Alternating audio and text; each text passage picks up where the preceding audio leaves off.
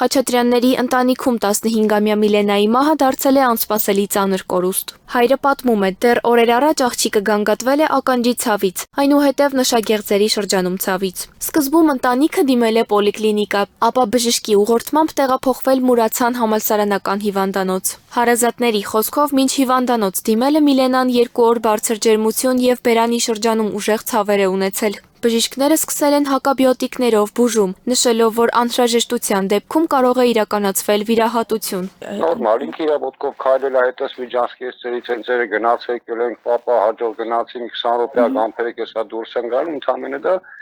11-ին 10 պակատ վիրահատարան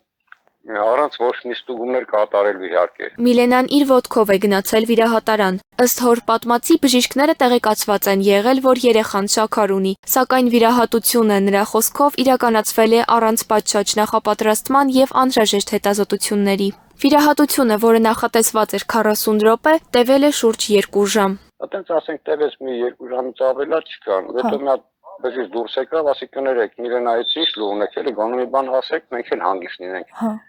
Բա կներեք 4 բրիգադ աշխատում է սրտի վրա։ Չենք կարողանում ոչ մի բան անել, հələ դեռ նարկոս չենք հասցրել տալ, բրիգադը աշխատում է այդ ուղղությամբ, հետո նոր վիրահատումը կսկսենք։ Ասում ոնց արդեն 2.5 ժամ է,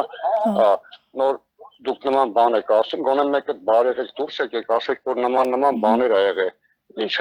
բան է էլի, առաջ անգամ տեսնում եմ հիվանդանոց։ Հարազատների փոխանցմամբ Միլենայի ծնոտի շրջանում ցավ է եղել։ Բերանի բացումը դժվարացել էր եւ այդ պայմաններում ընդհանուր անզգայացումը կարող էր առողջական լուրջ ռիսկեր առաջացնել։ Գնաց մի 10 րոպե նորից մոտիկ ասա, բա կներեք ձեզ գլխավորն ա կանչում։